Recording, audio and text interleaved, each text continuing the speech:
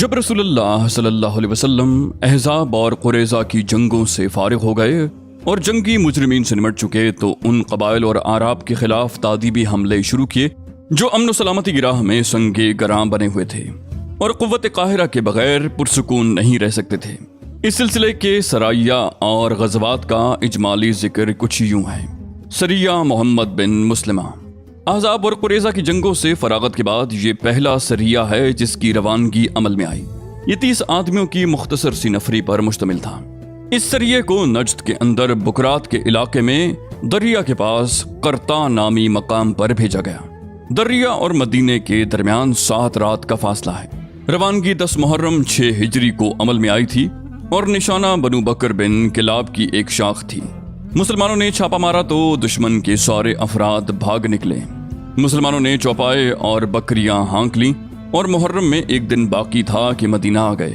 یہ لوگ بنو حنیفہ کے سردار سمامہ بن اسال حنفی کو بھی گرفتار کر لائے تھے۔ وہ مسلمہ کذاب کے حکم سے بھیس بدل کر نبی علیہ السلام کو قتل کرنے نکلے تھے، لیکن مسلمانوں نے انہیں گرفتار کر لیا اور مدینہ لا کر مسجد نبوی کے ایک کھمبے سے باندھ دیا۔ نبی علیہ السلام تشریف لائے تو دریافت فرمایا، سمامہ تمہارے نزدیک کیا ہے؟ انہوں نے کہا، اے محمد میرے نزدیک خیر ہے۔ اگر تم قتل کرو تو ایک خون والے کو قتل کرو گے، اور اگر احسان کرو تو ایک قدردان پر احسان کرو گے، اور اگر مال چاہتے ہو تو جو چاہو مانگ لو۔ اس کے بعد آپ علیہ السلام نے انہیں اسی حالت میں چھوڑ دیا۔ پھر آپ دوبارہ گزرے تو وہی سوال کیا اور سمامہ نے پھر وہی جواب دیا۔ اس کے بعد آپ علیہ السلام تیسری بار گزرے تو پھر وہی سوال و جواب ہوا۔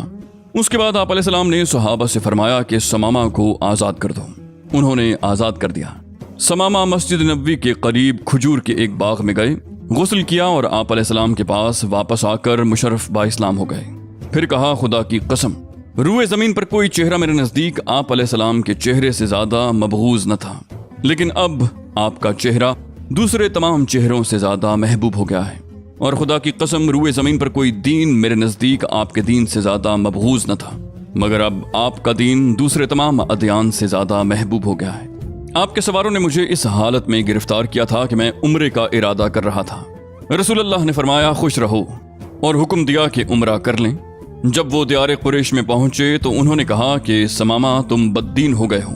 سمامہ نے کہا، نہیں، بلکہ میں محمد صلی اللہ علیہ وآلہ وسلم کے ہاتھ پر مسلمان ہو گیا ہوں، اور سنو، خدا کی قسم تمہارے پاس یمامہ سے گیہوں کا ایک دانہ نہیں آ سکتا جب تک کہ رسول اللہ صلی اللہ علیہ وسلم اس کی اجازت نہ دے دیں۔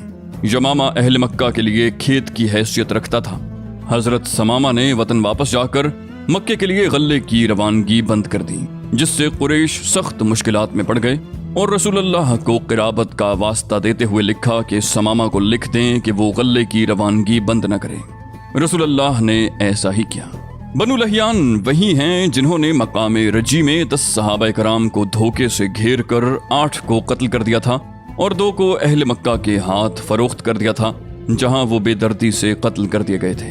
لیکن چونکہ ان کا علاقہ حجاز کے اندر بہت دور حدود مکہ سے قریب واقع تھا اور اس وقت مسلمانوں اور قریش اعراب کے درمیان سخت کشاکش برپا تھی، اس لیے رسول اللہ اس علاقے میں بہت اندر تک گھس کر بڑے دشمن کے قریب چلے جانا مناسب نہیں سمجھتے تھے۔ لیکن جب کفار کے مختلف گروہوں کے درمیان پھوٹ پڑ گئی، ان کے عزائم کمزور پڑ گئے اور انہوں نے حالات کے سامنے بڑی حد تک گھٹنے ٹیک دیے، تو آپ علیہ السلام نے محسوس کیا کہ اب بنو لہیان سے رجی کے مقتولین کا بدلہ لینے کا وقت آ گیا ہے۔ چنانچہ آپ نے ربیع الاول اور جمادی الاولیٰ 6 ہجری میں 200 صحابہ کی معیت میں ان کا رخ کیا۔ مدینے میں حضرت ابن ام مکتوم کو اپنا جانشین بنایا اور ظاہر کیا کہ آپ علیہ السلام ملک شام کا ارادہ رکھتے ہیں۔ اس کے بعد آپ علیہ السلام یلغار کرتے ہوئے امج اور اسفان کے درمیان بطن غران نامی ایک وادی میں گئے، جہاں آپ کے صحابہ کرام کو شہید کیا گیا تھا۔ وہاں پہنچے اور ان کے لیے رحمت کی دعائیں کی۔ ادھر بنو لہیان کو آپ کی آمد کی خبر ہو گئی تھی، اس لیے وہ پہاڑ کی چوٹیوں پر نکل بھاگے اور ان کا کوئی بھی آدمی گرفت میں نہ سکا۔ آپ علیہ السلام نے ان کی سرزمین میں 2 روز قیام فرمایا۔ اس دوران سریے بھی بھیجے لیکن بنو لہیان نہ مل سکے۔ اس کے بعد آپ علیہ السلام نے اسفان کا قصد کیا اور وہاں سے 10 شہ سوار قراء الغنیم بھیجے تاکہ قریش کو بھی آپ کی آمد کی خبر ہو جائے۔ اس کے بعد آپ کل 14 دن مدینے سے باہر گزار کر مدینہ واپس آ گئے۔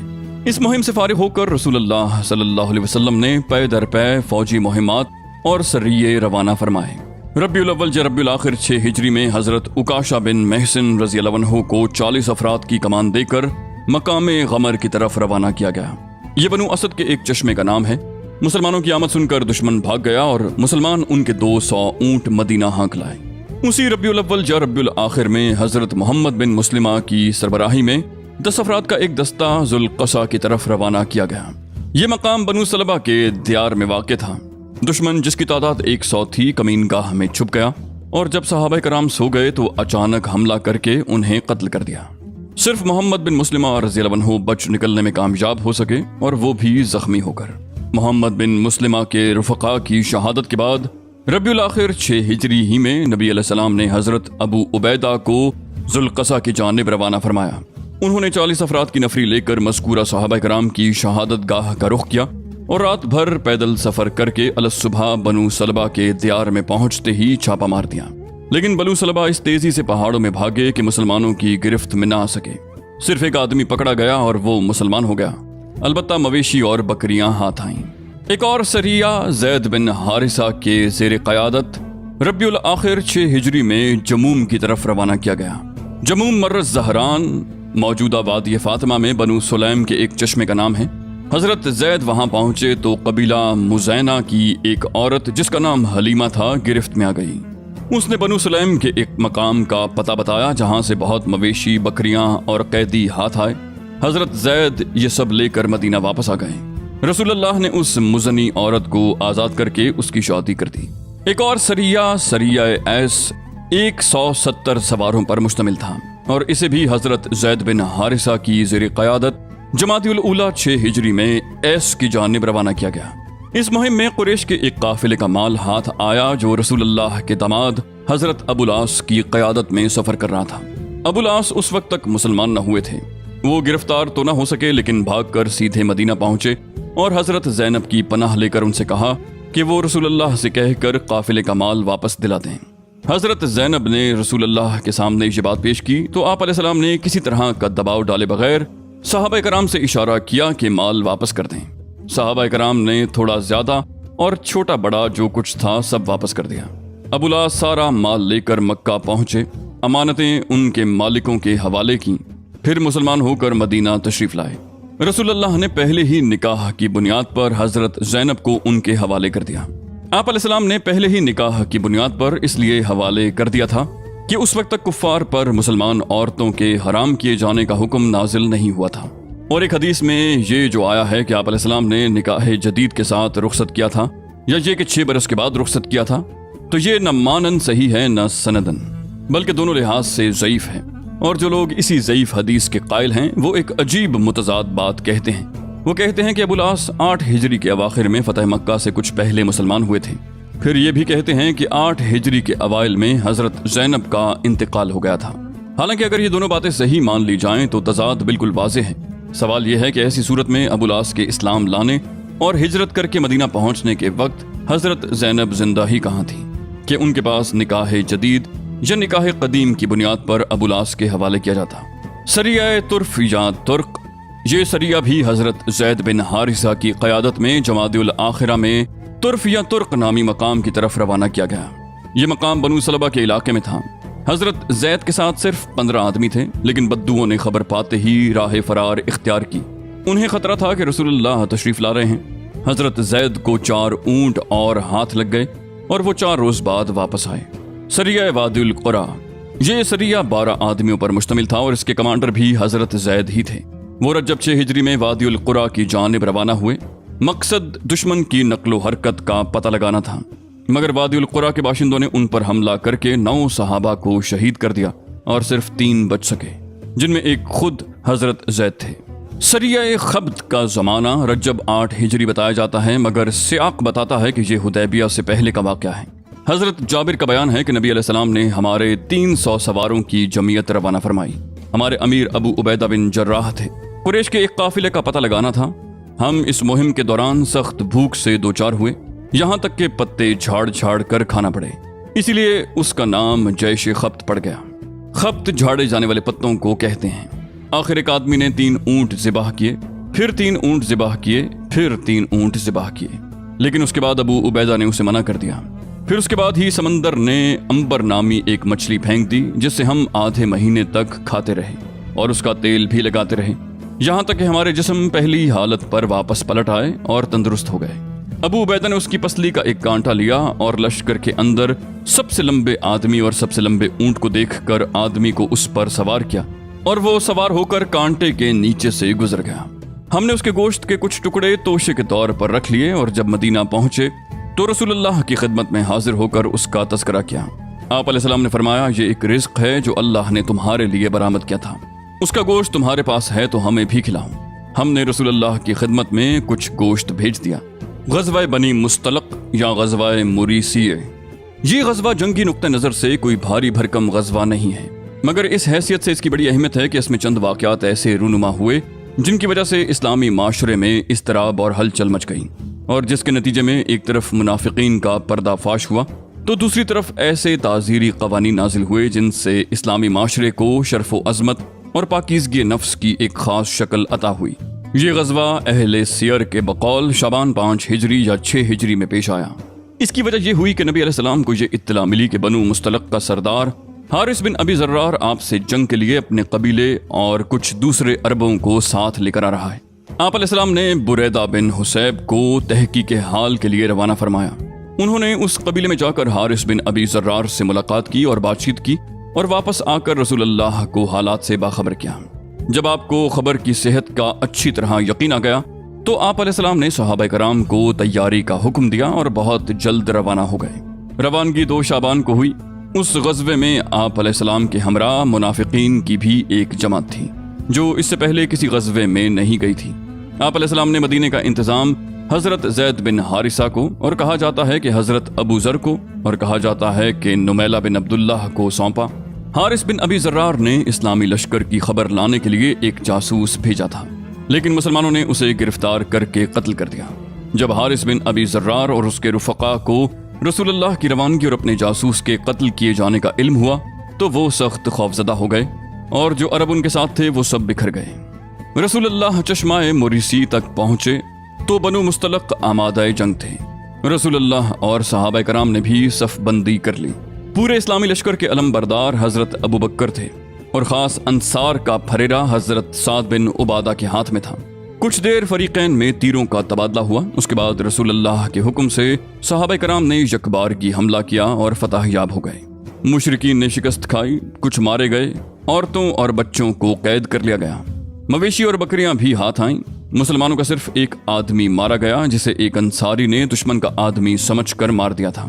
اس غزوے کے متعلق اہل سیر کا بیان یہی ہے، لیکن علامہ ابن قیم نے لکھا ہے کہ یہ وہم ہے، کیونکہ اس غزوے میں لڑائی نہیں ہوئی تھی، بلکہ آپ نے چشمے کے پاس ان پر چھاپا مار کر عورتوں، بچوں اور مال مویشی پر قبضہ کر لیا تھا۔ جیسا کہ صحیح بخاری میں ہے کہ رسول اللہ نے بنو مستلق پر چھاپا مارا اور وہ غافل تھے۔ قیدیوں میں حضرت جویریہ رضی اللہ عنہا بھی تھیں، جو بنو مستلق کے سردار حارث بن ابی ذرار کی بیٹی تھیں۔ وہ ثابت بن قیس کے حصے میں آئیں۔ ثابت نے انہیں مکاتب بنا لیا، پھر رسول اللہ نے ان کی جانب سے مقررہ رقم ادا کر کے ان سے شادی کر لی۔ اس شادی کی وجہ سے مسلمانوں نے بنو مستلق کے 100 گھرانوں کو جو مسلمان ہو چکے تھے آزاد کر دیا۔ کہنے لگے کہ یہ لوگ رسول اللہ کے سسرال کے لوگ ہیں۔ باقی واقعات جو اس غزوے میں پیش آئے ان کی بنیاد عبداللہ بن ابی رئیس المنافقین اور اس کے رفقا تھے، اس لیے پہلے ان کے کردار اور رویے کی ایک جھلک پیش کر دی جائے۔ عبداللہ بن ابی کو اسلام اور مسلمانوں سے عموماً اور رسول اللہ سے خصوصاً بڑی قد تھی، چنانچہ اوس و خزرج اس کی قیادت پر متفق ہو چکے تھے، اور اس کی تاج پوشی کے لیے مونگوں کا تاج بنایا جا رہا تھا کہ اتنے میں مدینے کے اندر اسلام کی شعائیں پہنچ گئیں اور لوگوں کی توجہ ابن ابی سے ہٹ گئی۔ اس لیے اسے احساس تھا کہ رسول اللہ نے اس کی بادشاہت چھین لی ہے۔ اس کی یہ قد اور جلن ابتدائے ہجرت ہی سے واضح تھی، جبکہ ابھی اس نے اسلام کا اظہار بھی نہیں کیا تھا۔ پھر اسلام کا اظہار کرنے کے بعد بھی اس کی یہی روش رہی۔ چنانچہ اس کے اظہار اسلام سے پہلے ایک بار رسول اللہ گدھے پر سوار حضرت سعد بن عبادہ کی عیادت کے لیے تشریف لے جا رہے تھے کہ راستے میں ایک مجلس سے گزر ہوا جس میں عبداللہ بن ابی بھی تھا۔ اس نے ناک ڈھک لی اور بولا، ہم پر غبار نہ اڑاؤ۔ پھر جب رسول اللہ نے اہل مجلس پر قرآن کی تلاوت فرمائی تو کہنے لگا، آپ اپنے گھر میں بیٹھیے، ہماری مجلس میں قرآن سنا سنا کر ہمیں تنگ نہ کیجیے۔ یہ اظہار اسلام سے پہلے کی بات ہے۔ لیکن جنگ بدر کے بعد جب اس نے ہوا کا رخ دیکھ کر اسلام کا اظہار کیا تب بھی وہ اللہ، اس کے رسول اور اہل ایمان کا دشمن ہی رہا، اور اسلامی معاشرے میں انتشار برپا کرنے اور اسلام کی آواز کمزور کرنے کی مسلسل تدبیریں سوچتا رہا۔ وہ دشمنان اسلام سے بڑا مخلصانہ ربط رکھتا تھا، چنانچہ بنو قینقاع کے معاملے میں نہایت نامعقول طریقے سے دخل انداز ہوا تھا۔ اسی طرح اس نے غزوہ احد میں بھی شر، بدعہدی، مسلمانوں میں تفریق اور ان کی صفوں میں بے چینی اور انتشار اور کھلبلی پیدا کرنے کی کوششیں کی تھیں۔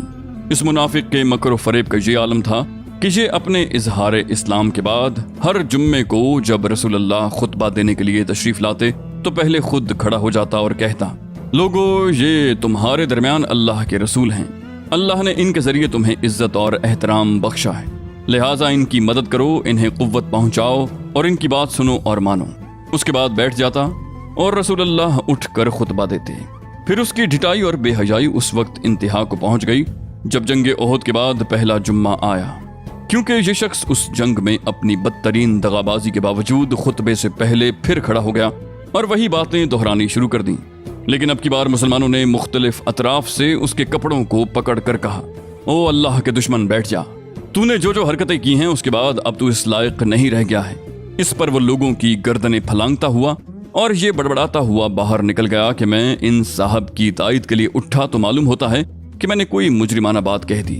اتفاق سے دروازے پر ایک انصاری سے ملاقات ہو گئی۔ انہوں نے کہا، تیری بربادی ہو، واپس چل، رسول اللہ تیرے لیے مغفرت کی دعا کریں گے۔ اس نے کہا، خدا کی قسم میں نہیں چاہتا کہ وہ میرے لیے دعائے مغفرت کریں۔ علاوہ ازیں ابن ابی نے بنو نذیر سے بھی رابطہ قائم کر رکھا تھا اور ان سے مل کر مسلمانوں کے خلاف درپردہ سازشیں کیا کرتا تھا۔ اسی طرح ابن ابی اور اس کے رفقا نے جنگ خندق میں مسلمانوں کے اندر اضطراب اور کھلبلی مچانے اور انہیں مروب اور دہشت زدہ کرنے کے لیے طرح طرح کے جتن کیے تھے، جس کا ذکر اللہ تعالیٰ نے سورہ احزاب کی حسب ذیل آیات میں کیا ہے۔ اور جب منافقین اور وہ لوگ جن کے دلوں میں بیماری ہے کہہ رہے تھے کہ ہم سے اللہ اور اس کے رسول نے جو وعدہ کیا تھا وہ محض فریب تھا، اور جب ان میں سے ایک گروہ کہہ رہا تھا کہ اے یثرب والو، اب تمہارے لیے ٹھہرنے کی گنجائش نہیں، لہٰذا پلٹ چلو، اور ان کا ایک فریق یہ کہہ کر نبی سے اجازت طلب کر رہا تھا کہ ہمارے گھر کھلے پڑے ہیں، یعنی ان کی حفاظت کا انتظام نہیں، حالانکہ وہ کھلے پڑے نہ تھے، یہ لوگ محض بھاگنا چاہتے تھے، اور اگر شہر کے طرف سے ان پر دھاوا بول دیا گیا ہوتا اور ان سے فتنے میں شرکت کا سوال کیا گیا ہوتا تو یہ اس میں جا پڑتے اور بمشکل ہی کچھ رکتے۔ انہوں نے اس سے پہلے اللہ سے عہد کیا تھا کہ پیٹھ نہ پھیریں گے اور اللہ سے کیے ہوئے عہد کی باز پرس ہو کر رہنی ہے۔ آپ کہہ دیجئے کہ تم موت یا قتل سے بھاگو گے تو یہ بھگدڑ تمہیں نفع نہ دے گی، اور ایسی صورت میں تمتع کا تھوڑا ہی موقع دیا جائے گا۔ آپ کہہ دیں کہ کون ہے جو تمہیں اللہ سے بچا سکتا ہے اگر وہ تمہارے لیے برا ارادہ کرے یا تم پر مہربانی کرنا چاہے، اور یہ لوگ اللہ کے سوا کسی اور کو حامی اور مددگار نہیں پائیں گے۔ اللہ تم میں سے ان لوگوں کو اچھی طرح جانتا ہے جو روڑے اٹکاتے ہیں اور اپنے بھائیوں سے کہتے ہیں کہ ہماری طرف آ جاؤ، اور جو لڑائی میں محض تھوڑا سا حصہ لیتے ہیں، جو تمہارا ساتھ دینے میں انتہائی بخیل ہیں۔ جب خطرہ آ پڑے تو آپ دیکھیں گے کہ آپ کی طرف اس طرح دیدے پھرا پھرا کر دیکھتے ہیں جیسے مرنے والے پر موت طاری ہو رہی ہے، اور جب خطرہ ٹل جائے تو مال و دولت کی ہرس میں تمہارا استقبال تیزی کے ساتھ چلتی ہوئی زبانوں سے کرتے ہیں۔ یہ لوگ در حقیقت ایمان ہی نہیں لائے ہیں، اس لیے اللہ نے ان کے اعمال اکارت کر دیے، اور اللہ پر یہ بات آسان ہے۔ یہ سمجھتے ہیں کہ حملہ آور گروہ ابھی گئے نہیں ہیں، اور اگر وہ پھر پلٹ کر آ جائیں تو یہ چاہیں گے کہ بددوؤں کے درمیان بیٹھے تمہاری خبر پوچھتے رہیں، اور اگر یہ تمہارے درمیان رہیں بھی تو کم ہی لڑائی میں حصہ ڈالیں گے۔ ان آیات میں موقع کی مناسبت سے منافقین کے انداز فکر، طرز عمل، نفسیات اور خود غرضی اور موقع پرستی کا ایک جامع نقشہ کھینچ دیا گیا ہے۔